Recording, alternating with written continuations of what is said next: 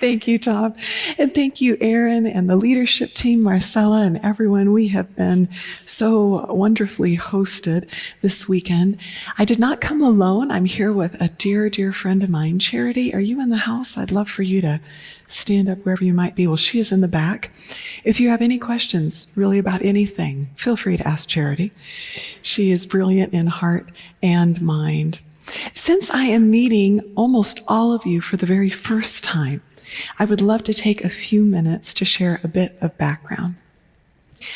I spent the first chunk of my life as a sincere and certain atheist, absolutely convinced that God hadn't created mankind, but that mankind had created God, because there were just so many questions in life that were never going to be answered by science, by reason, by experience. It was understandable that individuals and entire cultures would create mythical beings, call him God, call them gods, stuff them in the gaps, and calm your fears. So as a young atheist, I simply considered myself a realist who preferred unanswered questions over fairy tales. But then God, the God who pursues even those who deny him, interrupted my atheistic existence.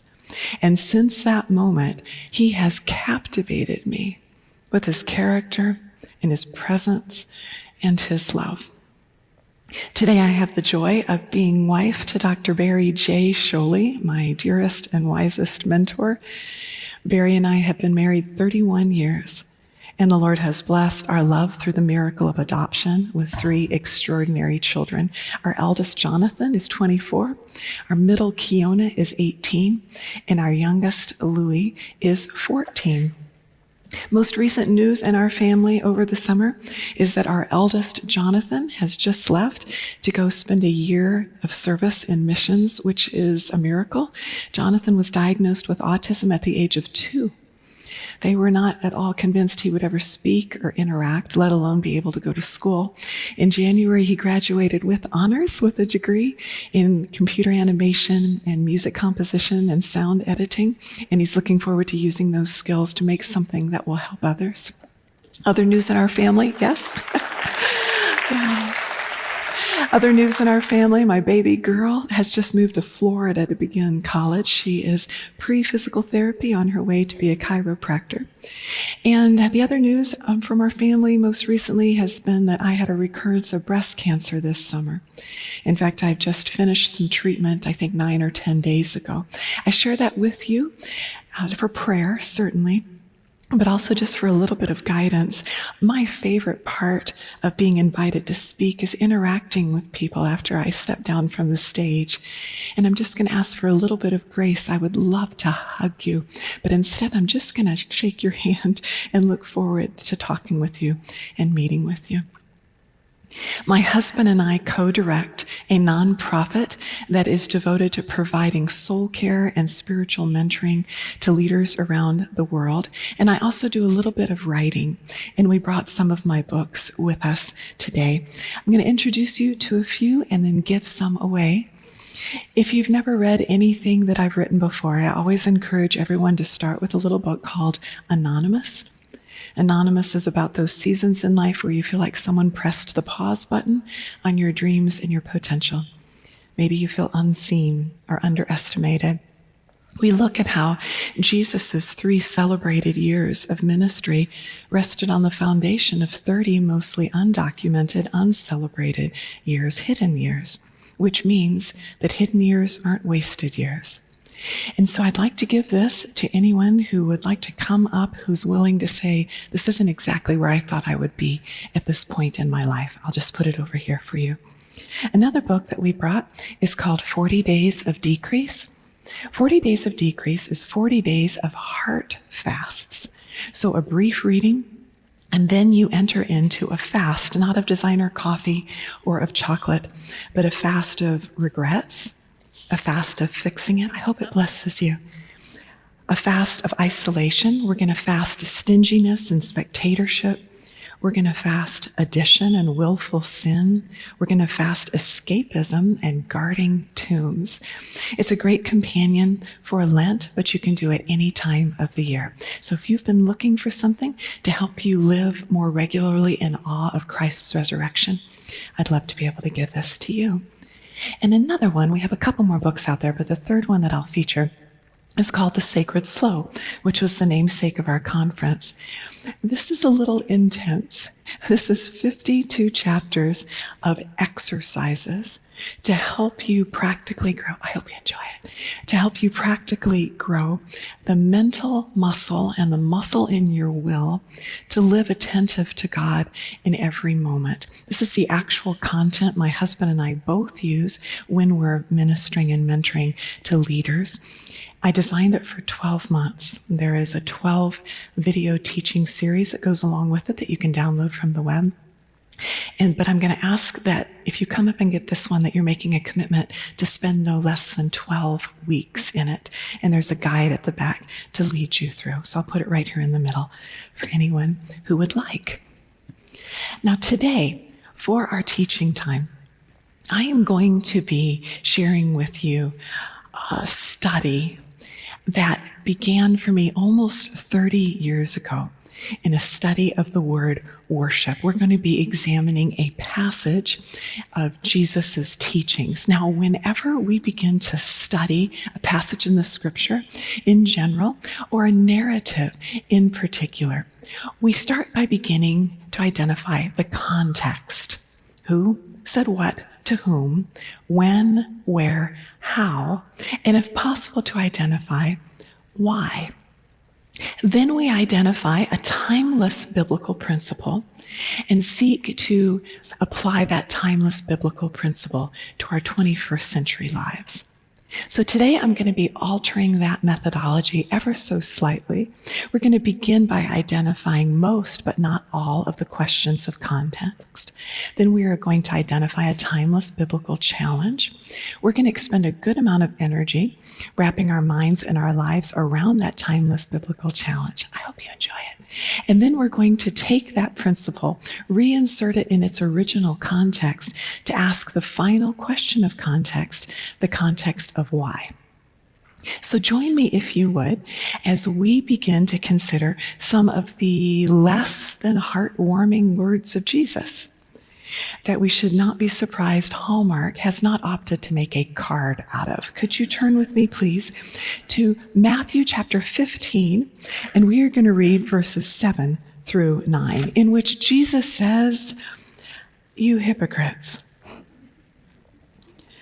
Isaiah was right when he prophesied about you. These people honor me with their lips, but their hearts are far from me. They worship me in vain. Their teachings are about rules taught by men." So let's ask our questions of context. Who said what to whom? Well, Jesus is speaking. Who he's speaking to are two groups of religious leaders, the Pharisees and the teachers of the law. What he is saying is actually a quote from 700 years earlier, recorded by the prophet Isaiah when he was recording the words of God, when God said, "These people come near to me with their mouth, and they honor me with their lips, but their hearts are far from me. Their worship of me is made up only of rules taught by men." Who said what to whom, when? The timing of this interaction is interesting. Immediately before this interaction, Jesus feeds the 5,000 plus, and he speaks to Peter, who's in the midst of the storm, about having very little faith.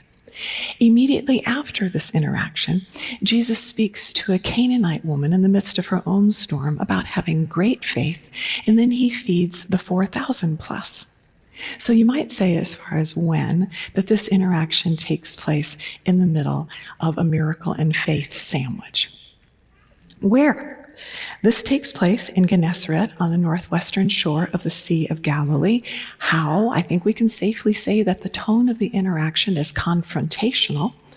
And we're going to save the why for the very end. So again, let's read our passage. Matthew chapter 15, verses 7 through 9. Jesus says, "You hypocrites, Isaiah was right when he prophesied about you. These people honor me with their lips, but their hearts are far from me.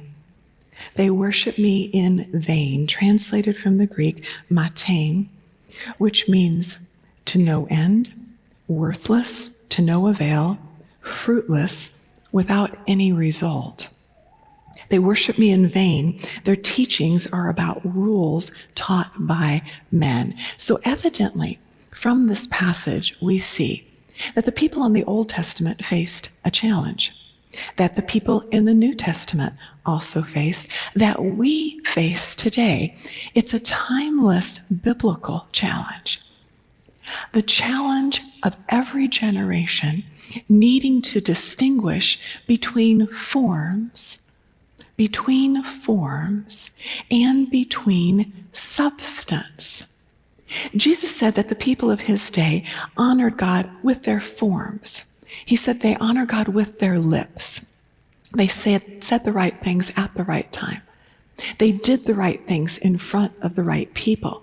But the substance that God was looking for, hearts that worship him in spirit and in truth. Jesus said that their hearts were far away from God. And Jesus passed his hand over forms that lacked substance, and he said, vanity. Forms that lack substance, Jesus said, vanity. A timeless biblical challenge. Every generation is responsible to distinguish between forms and substance. So now I'd like to layer some illustrations to help us wrap our minds and our lives around this timeless biblical challenge of distinguishing between form and substance. Charity, my dear friend, there you are. Can I pick on you, love?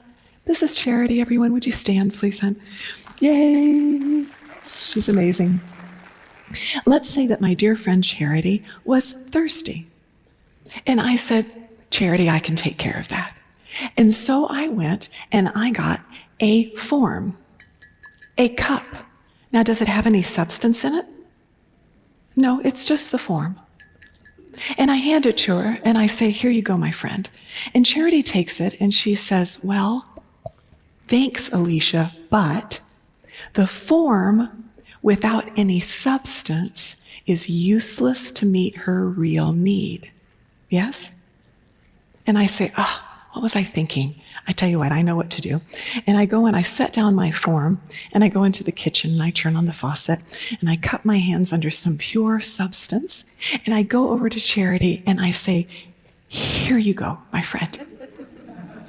So whereas the form without any substance was useless to meet her needs, the substance without any real transferable form was unusable. Yes? Thank you, Charity. We need both, don't we? They're dependent and yet distinct. Another illustration. I want you to consider the modern orange. Now, to my rather unagricultural eyes, this orange only has two parts. It's got the form, it's got the peel, and then inside it's got the substance. It's got the stuff I want, the stuff that tastes good, the stuff that'll give me my daily dose of vitamin C and nourish me. So a question for you, is the form necessary? Yes, it is.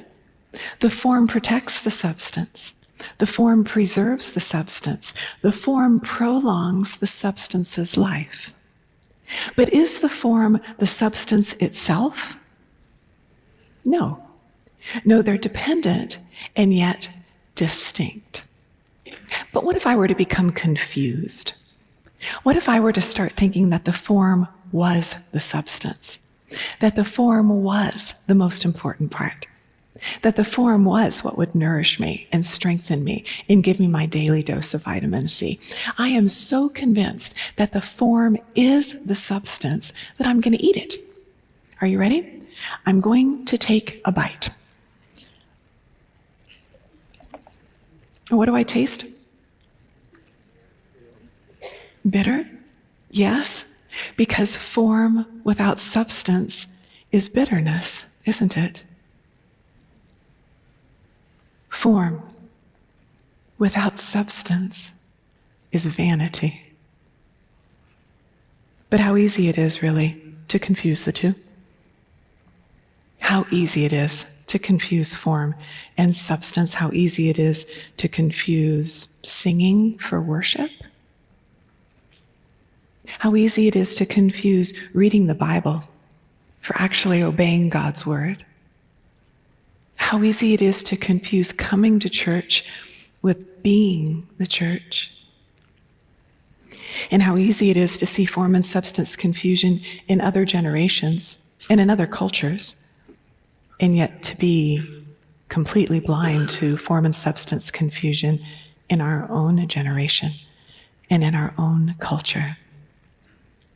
This timeless challenge of distinguishing between form and substance, it saturates the teachings of Jesus. We could spend a month of Sundays seeing this teaching throughout the Gospels.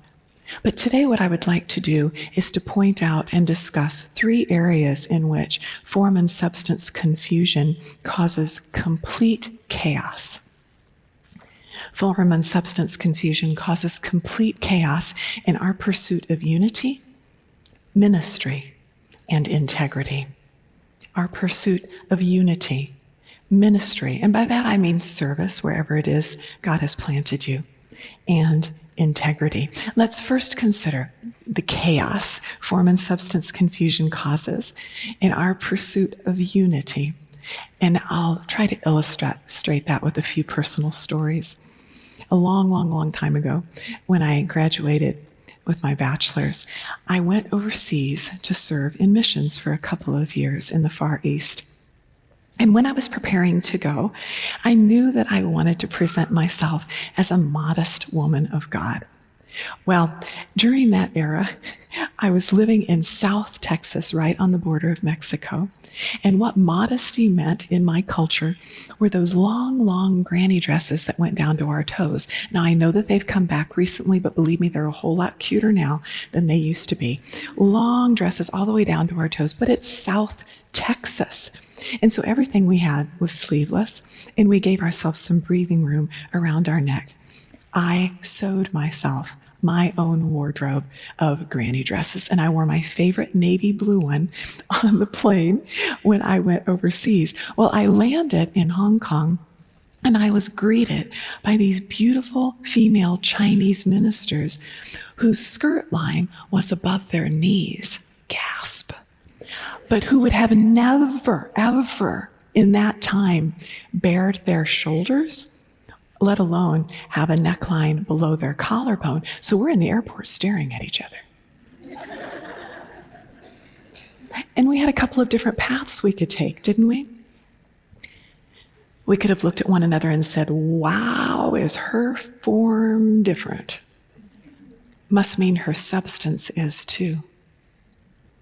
And dismissed and devalued one another.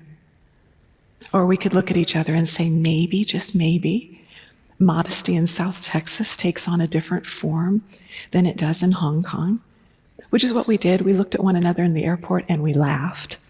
And then we did the only reasonable thing anyone could do under such circumstances. We went shopping. And we got me an appropriate wardrobe. And the truth is, I couldn't wear one piece of it when I went back home. Family, so much of what divides us has nothing to do with anything Jesus died for. Another illustration. I have the joy every year of spending some time in prayer with a beautiful group of women from a completely different culture and completely different generation. And one year we were all around the dining table, and they were sharing their sincere, heartfelt concern about the kind of music that had begun infiltrating their churches. So I just kept eating and I kept listening and I started to wonder. They talked about how this music was incredibly contrary to the rhythm of life. How fascinating. I wonder what they're talking about. They talked about how studies had been done about this kind of music. And that because this music was so contrary to the rhythm of life, when studies were done playing this music in the presence of farm animals, that cows stopped giving milk. Just stopped. And when this music was played in the presence of chickens, that chickens just up and died. I mean, it just fell out. So by now, I am baffled. What on earth? What kind of industrial noise has infiltrated? And then they started mentioning specific songs.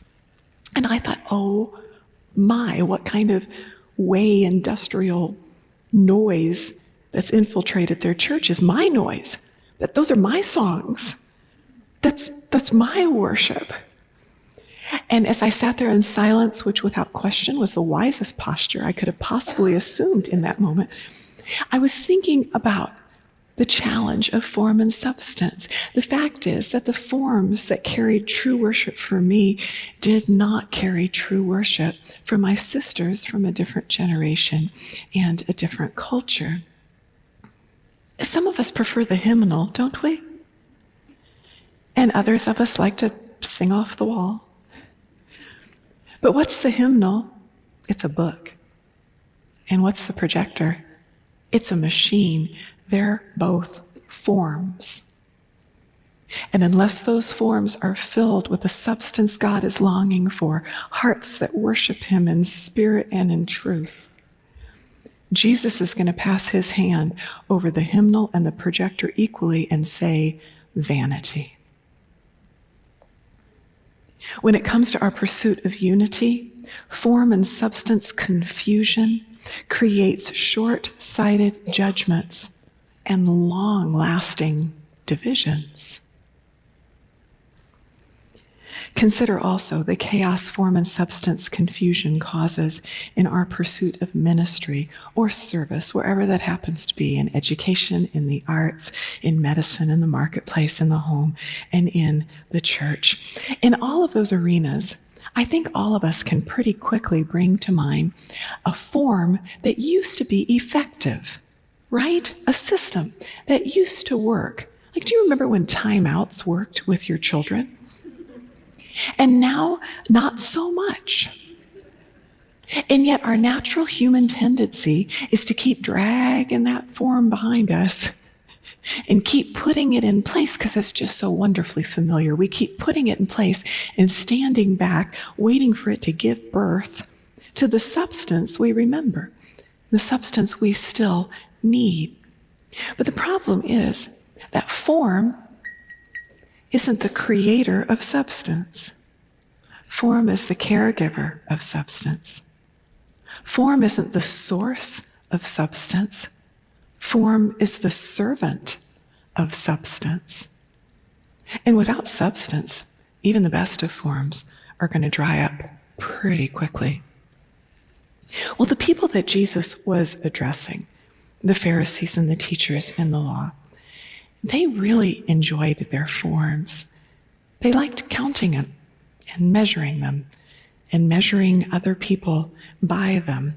So with this timeless biblical challenge and principle in our minds, I'd like us to return to a familiar passage and read it with fresh eyes. In Luke chapter 5, verses 36 through 39, the words of Jesus. Jesus says, "No one tears a patch in a new garment and sews it onto an old one. If he does, he'll have torn the new garment. The patch from the new will not match the old.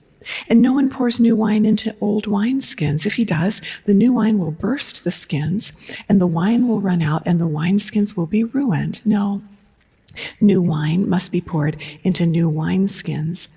And no one drinking the old wine wants the new, because he says that the old wine is better."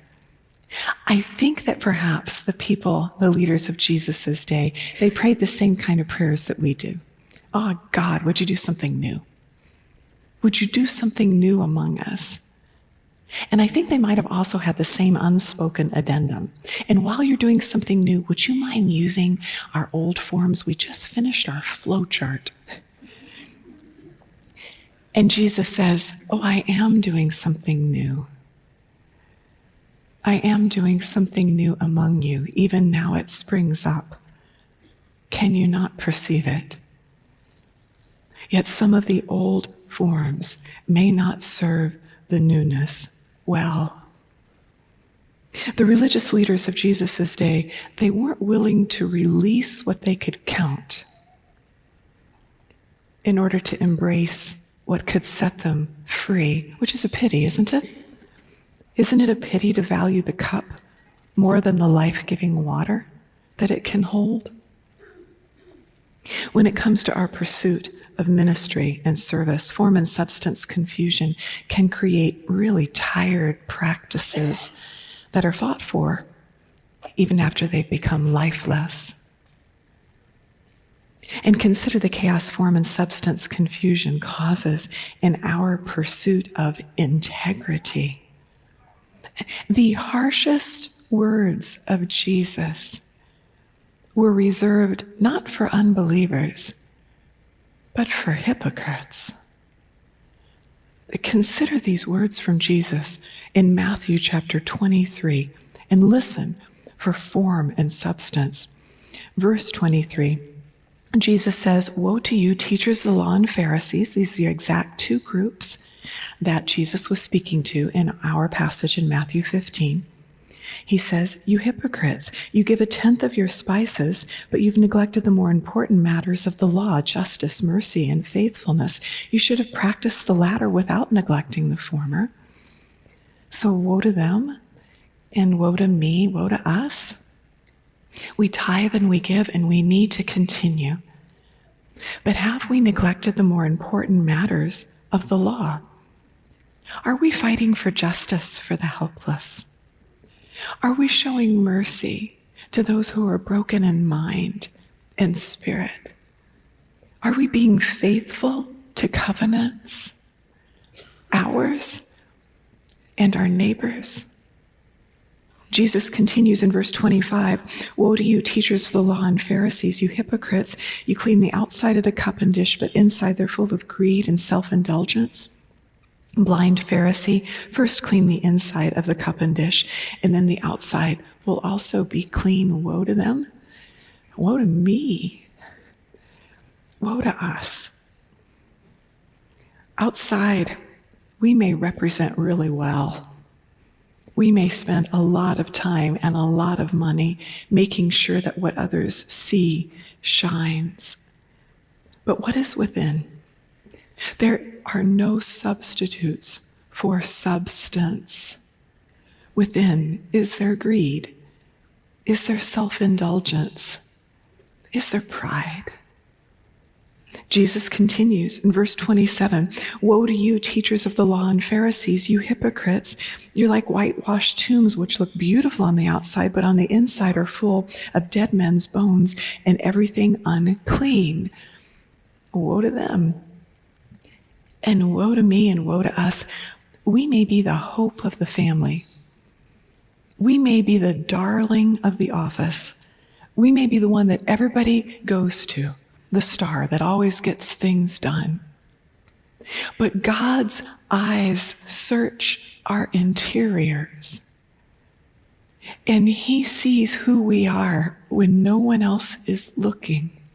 So within, in our minds and in our hearts and in our attitudes, are we caressing anything that Jesus was crucified for? Woe to them. Woe to me. When it comes to our pursuit of integrity, form and substance confusion, it creates an arrogant religion and a polished hypocrisy. a biblical and timeless challenge that every generation must distinguish between forms and substance. We see it in the Old Testament. We see it in the New Testament. We face the challenge today. So now let's take that timeless principle and reinsert it in its original context and ask the final question of context, the question of why. What context inspired such harsh words from Jesus? This is the Jesus whom children felt comfortable with. This is the Jesus whom sinners knew that they could weep at the feet of. What on earth inspired such harsh words from Jesus? Let's go to the beginning of the chapter, Matthew chapter 15. We'll read verses 1 and 2. Then some Pharisees and teachers of the law came to Jesus from Jerusalem and asked, "Why do your disciples break the tradition of the elders? They don't wash their hands before they eat." Now, at first glance, I remember thinking, you've got to be kidding. Really? Hand washing? Form? How obvious is that? Form. But upon closer inspection, I realized it wasn't obvious at all. This tradition of ceremonial washing of hands was a sacred tradition. It had been passed on for generations. It was eventually recorded in the Mishnah. It had become a matter of conscience, and it was enforced with fervor. To break this tradition was seen as a transgression against God himself. One rabbi, Rabbi Joseph, was quoted as saying, "To eat with unwashen hands is as great a sin as adultery." There was another rabbi, Rabbi Akiva, who was in prison for a reason I still haven't been able to figure out. And every day he received 2 glasses of water, one to drink because we need water to live, and the other with which to wash his hands. Well, one day, so the story goes, and there are 2 versions, half of the water was spilled out. One version that I read said that one glass just tipped over and all of its contents were lost. Another version that I read said that the warden had actually poured out half of the water. But either way, Rabbi Akiva was left with only half of his day's water ration. What do you think he did with it? Did he drink it, or did he use it to wash his hands? He used it to wash his hands. And he's quoted as saying, "I would rather die than transgress the tradition of the elders." It wasn't so simple and clear to the people of Jesus' day at all. To them, the form had become substance. To them, they thought the form was the substance. And no doubt that form and substance confusion put enormous roadblocks in their pursuit of unity. No doubt that form and substance confusion made ineffective many of their practices in ministry.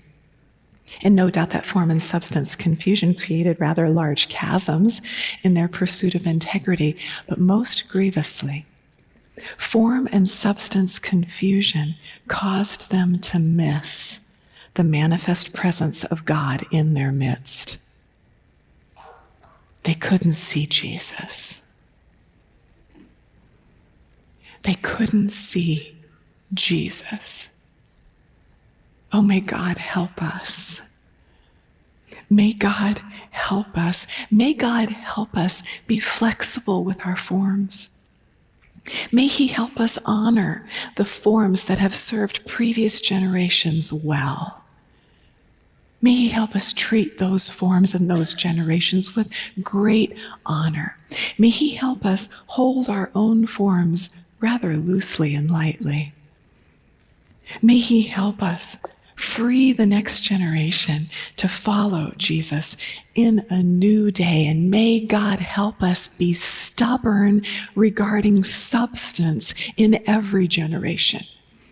May he help us be stubborn regarding being a people who worship him in spirit and truth in every generation. May he help us stop wasting our limited supply of daily emotional energy being offended by things that do not offend him. In just a few moments, Tom is going to come and lead us in a close and prayer. I would like to offer you some thoughts to take into your devotions, into your families, into your life groups. And then I have one specific request for one specific group here today. Here are some thoughts if you'd like to write them down. God, is there any way in which we're devaluing others' sincere souls because of their form?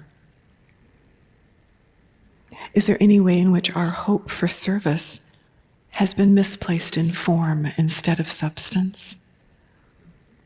Is there any hypocrisy that we've started to justify and rationalize in our lives? Is there any way in which our focus on form is blinding us to the manifestation of your presence in our midst? Take these questions, take these thoughts, and may God help us to apply this principle deeply in our lives. And so here is my closing thought. And as I mentioned, it's a request of a specific group. I would like for just a moment to ask something of anyone here who in honesty you would say that you're not sure about Jesus, or that perhaps like me you've made a decision that perhaps God doesn't even exist. And you've got reasons for it, no doubt. I've never met a reasonless atheist or agnostic or disillusioned soul. You may have been hurt. You may have been confused. Something in your life may have just been too painful to process, whatever the story is. I have a request for anyone who's pressed the pause button on dedicating your life to Jesus. And here it is. I'm going to make this request on behalf of all sincere followers of Jesus Christ. I'm going to ask if you would consider forgiving us. Would you consider forgiving us for any way in which our form and substance confusion has hurt you or wounded you or distracted you from Jesus?